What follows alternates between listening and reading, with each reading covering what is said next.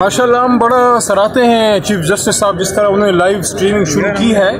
ये live streaming का बड़ा अच्छा काम है। तमाम जितने भी वकीलान आते हैं बंद कर दी नहीं बंद कर दिए आज नहीं होगी नहीं आज होनी चाहिए ना, क्यों बंद की है? सबको मिल रही है तो खान साहब को भी ये सहूलत मिलनी चाहिए। क्या खान साहब पाकिस्तानी नहीं है? हम खान साहब के लिए, इमरान खान साहब के लिए बतौर साबिक वज़ीर आज़म या चेयरमैन तहरीक इंसाफ कोई एक्स्ट्रा फैसिलिटी नहीं चाहते।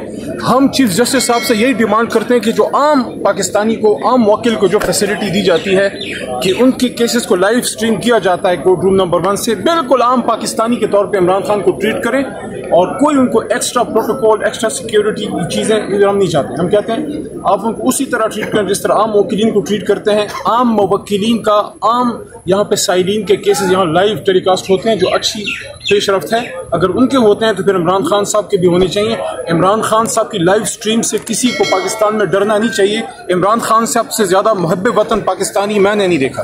सर वो ये एतराज़ कर रहे हैं कि गुज़श्ता अदवार में पीटीआई ये एतराज़ करती थी कि नवाज शरीफ साहब की लाइव स्ट्रीमिंग ना हो। आज ज़ाहिर मुतालबा किया जा रहा है कि खान अगर अभी तक लाइव स्ट्रीमिंग चल रही थी तो अब चलनी चाहिए, अगर नहीं चल रही थी तो ना चलाएं। लेकिन अगर इमरान खान साहब की लाइव स्ट्रीमिंग आपने आज ना चलाई तो फिर सवालात उठेंगे बेसिक ह्यूमन राइट्स के, फंडामेंटल राइट्स के, कि क्या इमरान खान साहब को उसी तरह ट्रीट किया जा रहा है जिस तरह बाकी मुवक्किलीन और साइलिन।